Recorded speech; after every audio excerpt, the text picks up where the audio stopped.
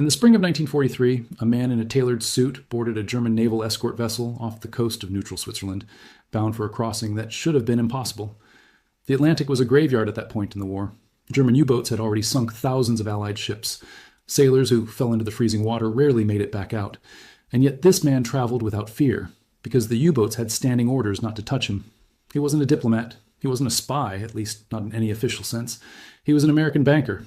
And the institution he ran from a modest, unmarked building in Basel, Switzerland, had just finished processing tens of millions of dollars worth of gold for Adolf Hitler's government. His name was Thomas McKittrick. And when the war ended, when the trials were held, when the justice that the world demanded was supposedly delivered, Thomas McKittrick walked away without a scratch. He was made vice president of Chase National Bank. That is the story we're going to tell today. But to understand it fully, we need to go back much further. Because the financial architecture that made the Holocaust possible, that fueled the Wehrmacht's armored columns across Europe, that kept the Luftwaffe's bombers in the air, was not built in Berlin.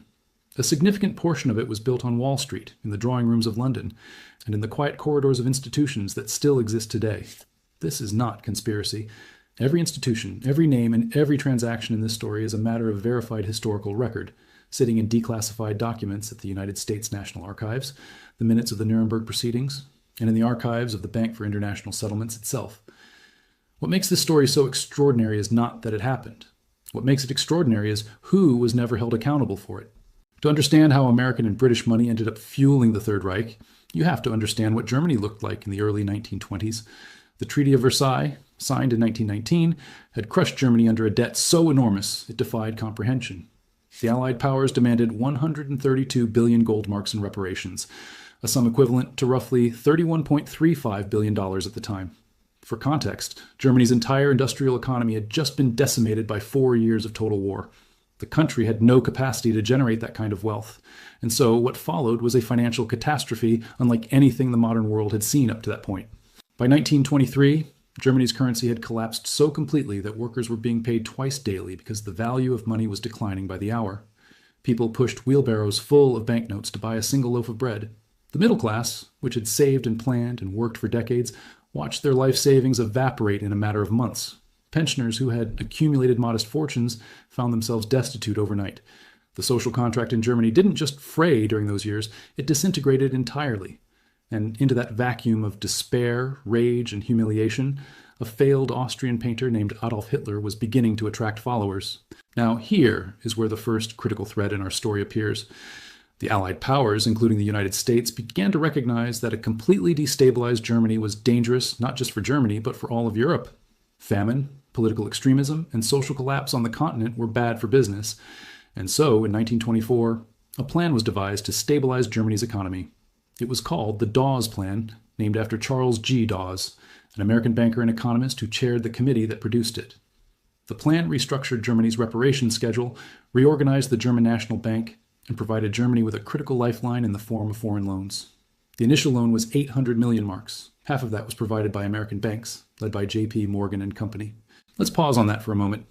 The Wall Street Banking Consortium, led by Morgan, oversaw a massive injection of capital into a shattered nation.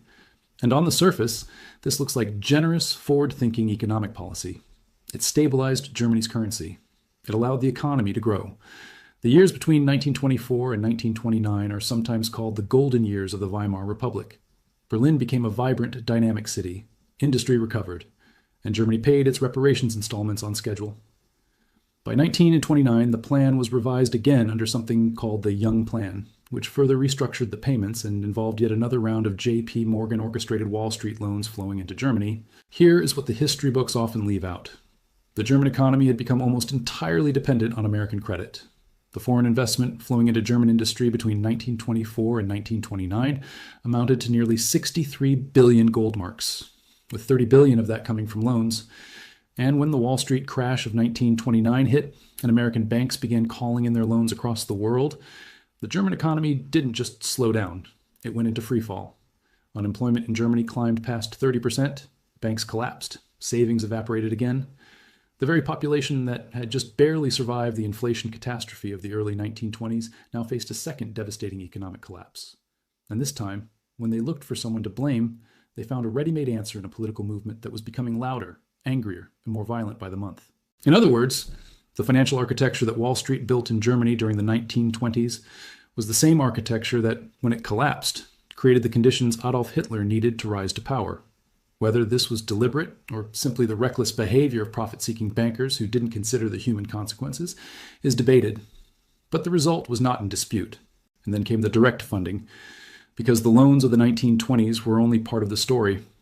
Once Hitler began to emerge as a serious political force, a much smaller group of financiers, both German and foreign, began to make direct decisions about his movement's survival. The first man you need to know is Fritz Thyssen. Thyssen was the heir to one of Germany's most powerful industrial dynasties, the Thyssen steel and coal empire, which dominated the Ruhr Valley. In 1923, he attended a speech by Adolf Hitler and came away deeply impressed. Thyssen was terrified of communism. He had watched the Russian Revolution and concluded that if Germany didn't find a strong nationalist movement to crush the political left, something similar could happen at home. He began donating to Hitler's party almost immediately, starting with 100,000 gold marks, which would be worth roughly $450,000 in today's money, funneled initially through General Erich Ludendorff. Over the following decade, Thyssen would channel the equivalent of hundreds of thousands of dollars into the Nazi movement at a time when it was still a marginal, violent fringe organization trying to survive on pamphlets and beer hall rallies. By 1932, Thyssen's role had become decisive. Together with the financier and banker Hjalmar Schacht, Thyssen organized a letter to German President Paul von Hindenburg, signed by prominent German industrialists, urging Hindenburg to appoint Hitler as chancellor. He also persuaded the Association of German Industrialists to donate 3 million Reichsmarks to the Nazi Party for the election campaign of March 1933. That election came just weeks after Hitler had already been handed power. The donation helped consolidate Nazi control of the Reichstag. Thyssen literally helped engineer the moment Hitler's grip on Germany became irreversible. He later wrote a memoir titled, with unusual candor, I Paid Hitler. After the war, he was fined 15% of his assets by a German denazification tribunal and classified as a lesser offender. He died in Buenos Aires in 1951. But Thyssen was the visible figure. The deeper architecture was built by the man who became the financial wizard of the Third Reich, and whose name appears in every serious account of this era. That man was Hjalmar Schacht. Schacht was arguably the most sophisticated financier in German history, a man who understood the mechanics of money at a level that most politicians and generals simply didn't. He had been president of Germany's Reichsbank, its central bank, during the 1920s. He was the man credited with ending the hyperinflation crisis of 1923. He had international connections. He was trusted and respected in London and New York. And in 1933, after Hitler came to power, Schacht returned to the head of the Reichsbank and became the financial engine of Nazi rearmament. What Schacht did was genuinely remarkable from a purely technical standpoint, even as it was morally catastrophic in its consequences. Germany was bound by the Treaty of Versailles not to rearm. It had no legal mechanism to borrow heavily on international markets to fund a military buildup. So Schacht invented one. He created a system of secret financial instruments called MEFO bills. These were essentially fake promissory notes issued by a shell company that existed for no other purpose than to serve as a legal fiction. The Reichsbank could purchase and rediscount these bills from private banks, which meant that technically it wasn't lending directly to the government, even though that's exactly what was happening. Through this mechanism, Germany financed nearly 12 billion Reichsmarks of rearmament by 1938, which was 120 times the statutory lending limit that Schacht himself had previously helped to enforce. At Nuremberg, when asked about this scheme, Schacht said with extraordinary coldness, and I'm paraphrasing his documented testimony here, it was a subterfuge that enabled the Reichsbank to lend what it legally could not do. He said this as though he was explaining a particularly elegant chess move. And the international banking community, particularly in London and New York, largely looked the other way while he did it, because Schacht was one of them. He traveled freely between Berlin and foreign financial capitals.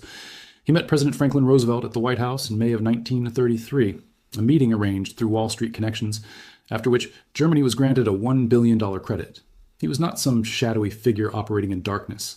He was a celebrated, decorated, internationally recognized financial genius who was openly deploying that genius in the service of a government that was already, by 1933, stripping Jewish Germans of their rights, burning books, and putting political opponents in concentration camps. Schacht was eventually dismissed by Hitler in 1939, arrested during the war on suspicion of involvement in the 1944 assassination plot against Hitler, and survived in Dachau concentration camp until liberation. At Nuremberg, he was charged with crimes against peace and war crimes. He was acquitted. He spent the rest of his long life as a respected financial consultant, advising governments around the world, including Egypt's Gamal Nasser. He died in Munich in 1970 at the age of 93. He was never meaningfully punished. Now we come to the institution at the center of everything, the institution that processed looted gold, handled currency transactions for the Reichsbank during the war, and whose president was an American banker who traveled freely through Nazi territory. The Bank for International Settlements, or BIS, was created in 1930 to administer German reparations payments following World War I. It was a joint creation of the world's leading central banks, including the Bank of England, the Federal Reserve, and major private banks like Morgan. Its founding purpose was to facilitate international monetary cooperation. By the time the war began, that purpose had curdled into something almost unrecognizable. When Germany annexed Austria in 1938, the BIS accepted Austria's looted gold and sent it along to the Reichsbank in Berlin. When Germany absorbed Czechoslovakia, the SS held the directors of the Czech National Bank at gunpoint and demanded their gold reserves. The Czech bankers had just transferred millions to the BIS, believing it was safe there. The BIS forwarded it to Berlin. When the war began in earnest and Germany began occupying country after country across Europe, the BIS continued to function as a neutral financial clearinghouse, processing gold transactions for the Reichsbank, arranging foreign exchange deals, and maintaining the financial lubrication that allowed Nazi Germany to continue trading with neutral countries like Sweden, Switzerland, and Portugal, all while the killing continued. The man presiding over all of this was Thomas McKittrick. Born in St. Louis, Missouri in 1889, educated at Harvard, McKittrick was by every external measure a member of the American financial establishment in good standing. He had worked for the National City Bank in Geneva, served in the United States military during World War I, and built a distinguished banking career in the interwar years. In 1940, he was appointed president of the BIS, a role he held until 1946. His appointment was explicitly described in the documents that survive as being partly attractive because he was an American citizen at a time when the United States was still officially neutral. He gave the institution a veneer of credibility and distance from the Nazi government. In reality, he worked closely with Emil Pohl, the vice president of Germany's Reichsbank and a committed Nazi. On McKittrick's watch, the BIS processed hundreds of millions of dollars worth of gold, much of it looted from conquered nations and from the assets of murdered Jews, including dental gold extracted from concentration camp victims. It carried out foreign exchange transactions for the Reichsbank throughout the war. It recognized Nazi annexations of conquered countries for financial and administrative purposes. McKittrick personally traveled into Nazi-controlled territory on multiple occasions, including the spring of 1943 when he met with Reichsbank officials in Berlin. The return trip through German-controlled waters was made possible because U-boats had standing orders not to attack his vessel. There was an American politician who tried to do something about this. Henry Morgenthau, the U.S. Treasury Secretary, had been tracking the BIS's activities and was horrified by what he found. At the Bretton Woods Conference of 1944, the gathering that designed the post-war international financial system, Morgenthau pushed hard for the BIS to be liquidated entirely. His position was simple. An institution that had processed stolen gold and facilitated Nazi finance had no place in the post-war world. The resolution to dissolve it actually passed at Bretton Woods, and then it was quietly reversed. The BIS's powerful friends, including the British economist John Maynard Keynes, intervened. The institution survived. McKittrick's books were kept secret. A fixed amount of plundered gold was returned in a face-saving gesture, and the rest was never fully accounted for. The BIS still exists today. It is still headquartered in Basel, Switzerland. It is still regarded as one of the most important financial institutions in the world. It still describes itself as the bank for central banks. Thomas McKittrick, when the war ended, moved smoothly into a senior role at Chase National Bank. He couldn't have picked a more fitting employer, because Chase National Bank had its own history with the Third Reich that deserves its own chapter. 6 months before Hitler invaded Poland, Chase Bank wired $25 million, a figure documented in declassified U.S. Treasury reports, in funds connected to Nazi Germany's war preparations. When Germany occupied France in 1940, most American businesses operating there made the reasonable decision to leave. Chase didn't leave. J.P. Morgan didn't leave either. Their Paris branches remained open for the duration of the occupation. They didn't just remain open, they collaborated. The Chase branch in Paris, operating under the authority of a branch chief named Carlos Niederman, worked in what declassified U.S. Treasury documents describe as close collaboration with the German authorities. This included the systematic freezing and seizure of accounts held by Jewish customers. A French government commission investigating these matters found that 5 American banks, Chase Manhattan, J.P. Morgan, Guaranty Trust Company of New York, Bank of the City of New York, and American Express, had all participated in handing over approximately 100 Jewish accounts to the Nazi occupiers through their Paris branches. Niederman himself wrote a letter back to his supervisors in Manhattan in May of 1942, 5 months after the United States had entered the war, describing the bank's relationship with senior German officials as one of very special esteem and noting a rapid expansion of deposits. He was bragging in a letter to New York about how well Chase was doing business with the people America was at war with. After the war, Chase faced no prosecution. No executive was charged. The bank was not broken up, fined, or in any meaningful way held accountable. It continued to grow and eventually became the institution we know today as J.P. Morgan Chase, one of the largest banks in the world. Then there is the case of Prescott Bush, a name that resonates not just as a historical footnote, but as the beginning of one of the most prominent political dynasties in American history. Prescott Bush was a partner at Brown Brothers Harriman, one of Wall Street's most prestigious investment banks. He was also a founding director of the Union Banking Corporation, a New York investment bank incorporated in 1924. The Union Banking Corporation was, in essence, a financial vehicle for the Thyssen family, those same Thysens whose patriarch Fritz had been an early and direct funder of Adolf Hitler. Through the UBC, the Thyssen family's assets and financial interests were managed and protected in the United States. Brown Brothers Harriman provided crucial banking infrastructure and financing to German industrial interests with Nazi connections. In October of 1942, more than a year after the United States had entered the war, the U.S. government seized the assets of the Union Banking Corporation under the Trading with the Enemy Act. The government's investigation confirmed that the bank's directors, including Prescott Bush, were involved in financial dealings with entities connected to the Nazi government. The documents confirming this have been declassified and reviewed by journalists, including reporters from the Guardian newspaper in 2004. No criminal charges were filed against Prescott Bush. No prosecution followed. He was elected to the United States Senate from Connecticut in 1952. His son, George Herbert Walker Bush, became the 41st President of the United States. His grandson, George Walker Bush, became the 43rd. But perhaps the most strategically consequential form of support the Nazi war machine received from American corporate interests was not financial in the narrow banking sense. It was technological. And for that, we turn to one of the most extraordinary and disturbing corporate arrangements in the history of modern warfare. Standard Oil of New Jersey, the successor entity to Rockefeller's original oil empire, had a deeply intertwined relationship with IG Farben, the German chemical and industrial conglomerate that became one of the most important institutions of the Nazi war economy.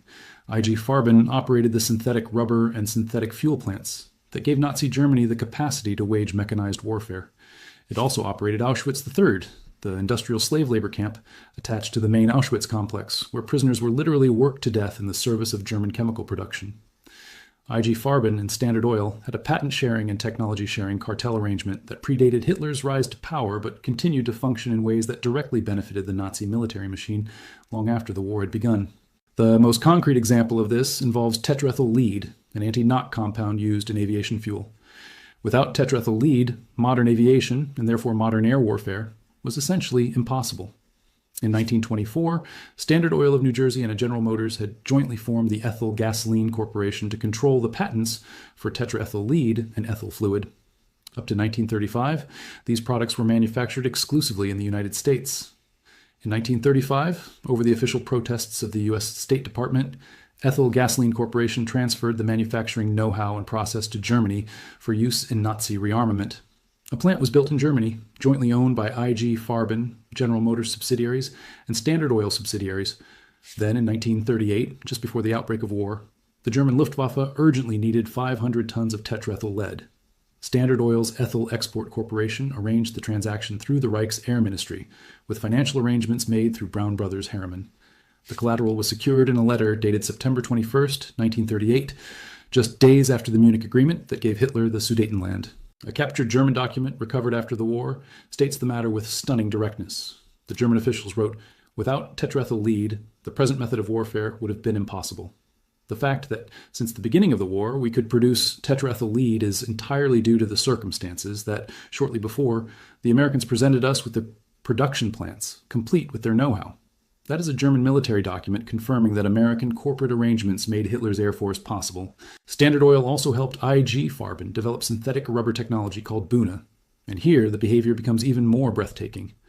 While Standard was helping IG Farben develop Buna capacity in Germany, it was simultaneously keeping the German Buni process secret within the United States, withholding it from American companies like Firestone and U.S. Rubber. It wasn't until June 1940, nearly a year into the war, that those American companies were finally allowed to participate in testing. Standard Oil was, in other words, giving the enemy's industrial base an advantage over its own country's industrial base. After the war, Standard Oil faced a Senate investigation. There were no criminal charges. The company was fined a modest sum for technical violations of antitrust law, which was widely regarded at the time and has been regarded since as a deliberate evasion of the far more serious charge of trading with the enemy. Across the Atlantic, a parallel operation was underway in the quiet financial corridors of the City of London. The Bank of England during the 1930s was led by Montague Norman, its governor from 1920 to 1944. Norman had a famously close relationship with Hjalmar Schacht. The two men were said to be personal friends, and Norman's instinctive sympathy for German financial stabilization colored his approach to the Nazi government in its early years. In January of 1932, Montague Norman met Hitler and Chancellor Franz von Papen to discuss what has been described in various accounts as a secret accord regarding funding flows to the Nazi Party. The precise nature of that meeting remains a subject of historical debate and should be understood as disputed. But what is not in dispute is that the Bank of England, under Norman's leadership, approved the transfer of Czechoslovakia's gold to the Reichsbank in March of 1939, weeks after Hitler had already seized the rest of Czechoslovakia, in violation of every diplomatic assurance he had given at Munich. The British government was formally notified. The transfer proceeded anyway. £6 million in Czech gold, sitting in the BIS, was redirected to Berlin. The matter was raised in Parliament, and Norman defended the transaction as legally required. The gold was never returned. What is striking, when you look at the full picture, is not just the scale of what happened, it's the consistency of the outcome. Almost no one who participated in these arrangements faced meaningful consequences. The pattern repeats itself so many times that it demands explanation. Part of the explanation lies in the ideological context of the era. It is important to be precise about this. Many of the figures involved, on both sides of the Atlantic, were primarily motivated not by sympathy for Nazi racial ideology, but by fear of Soviet communism. To the Wall Street establishment of the 1920s and 30s, Bolshevism was the existential enemy of capitalism. Hitler, whatever his excesses, was at least reliably anti-communist. He had crushed the German labor movement, he had outlawed the Communist Party, he had imprisoned and killed socialist politicians. For a certain type of wealthy conservative investor in London or New York, a strong Germany under Hitler was preferable to a weak Germany that might fall to the radical left. This calculation was wrong in every moral and strategic sense, but it was a calculation that genuinely shaped the behavior of real people with real power. There was also the simple fact of profit. The German economy, once stabilized by foreign loans in the 1920s and then rebuilt under Nazi economic management in the 30s, was a lucrative market. German industry was growing fast. German bonds paid reliably. The patent-sharing arrangements with IG Farben were profitable for Standard Oil. The deposits flooding into Chase's Paris branch under Nazi occupation were growing rapidly. Money has always had a tendency to smooth over moral objections when the returns are good enough, and the returns were very good. And then, when the war ended, there was the question of what justice would actually look like. The Nuremberg trials were a genuine and important attempt to hold individuals accountable for crimes against humanity. 24 senior Nazi officials were indicted, but the trials were also constrained by political realities. The Allied powers, particularly the United States and Britain, were already looking ahead to the Cold War. Germany needed to be rebuilt quickly as a buffer against Soviet expansion. The Western banking and corporate establishments that had enabled Nazi Germany were also the establishments that would rebuild Germany and finance Western European recovery under the Marshall Plan. Pulling on that thread too hard, prosecuting Schacht or McKittrick or the executives of Chase or Standard Oil would have implicated too many people, too many institutions, too many political allies. Hjalmar Schacht was acquitted at Nuremberg by a tribunal that found his later opposition to Hitler's spending as evidence that he had not been a willing participant in crimes against peace. This was a remarkable reading of a man who had personally invented the financial mechanisms that funded Nazi rearmament, who had served as Hitler's economics minister, and who, by his own documented admission, had used financial subterfuge to circumvent legal limits on government borrowing in service of building a war machine. The Soviet judges at Nuremberg dissented from his acquittal. The Western judges overruled them. Thomas McKittrick became a vice president at Chase National Bank and lived comfortably in New Jersey until his death in 1970 at the age of 80. His New York Times obituary described him as a world financier. It did not mention the Nazi gold. It did not mention the Reichsbank. It did not mention the U-boats. The BIS not only survived, but was eventually formally incorporated into the post-war international financial order. Today, it sits at the center of global banking regulation. Its members include the world's major central banks. It publishes research on monetary policy, financial stability, and international economic governance. It is entirely immune from prosecution under Swiss law. Prescott Bush went to the Senate. His descendants went to the White House. Brown Brothers Harriman continued to be one of Wall Street's most prestigious private banks. Chase National Bank merged and grew and merged again. Standard Oil of New Jersey became Exxon, which later became ExxonMobil, currently one of the largest corporations on earth. Fritz Thyssen died in Argentina, having paid a fine. Hjalmar Schacht died peacefully in Munich. Montague Norman retired from the Bank of England and died in 1950. Emil Pohl, the Reichsbank official who personally coordinated the looted gold transactions through the BIS, was convicted at Nuremberg in a subsidiary trial of financial officials and sentenced to 5 years. He served less than that. There is something important to say about the nature of this history, beyond the particulars of who did what. The financial system that enabled the Third Reich was not a conspiracy in the dramatic, secret sense. Most of what happened was hidden in plain sight, conducted through institutions with names and letterheads and annual reports. The men involved were not anonymous. They gave interviews, attended conferences, sat on committees. What protected them was not secrecy, but normalcy.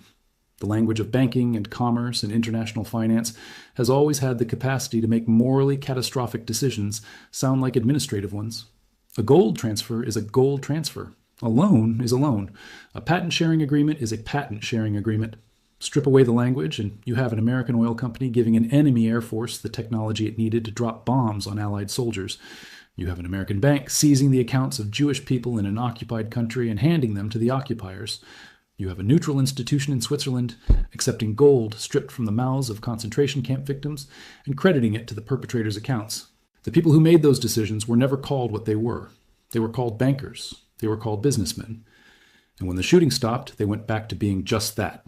What this history demands of us is not simply anger, though anger is an entirely appropriate response.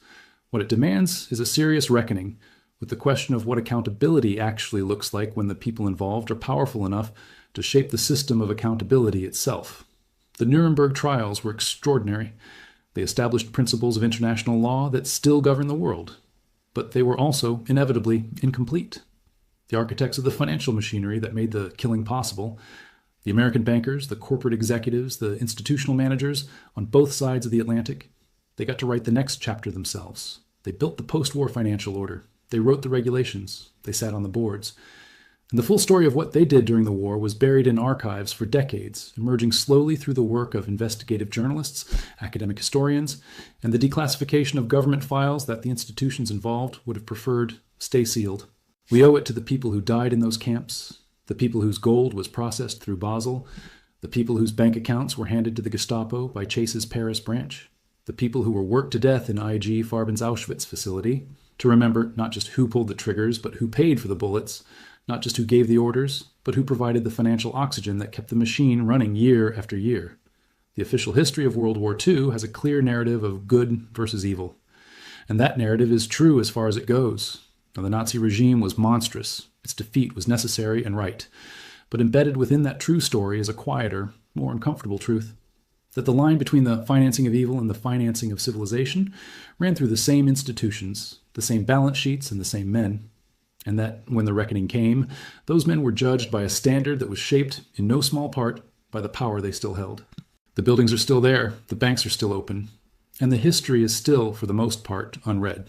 If you made it this far, I want you to think about what it would look like if financial institutions were held to the same standard of accountability as individual war criminals. It's a question that has never been fully answered. And given what we now know about what those institutions did, it's a question that deserves to be asked much more loudly than it has been. If this kind of deep dive history is what you come here for, please do subscribe to the channel. It genuinely helps us keep making these. And leave a comment telling me which banker in this story you think should have faced the most serious consequences, because I want to know what you think. I'll see you in the next one.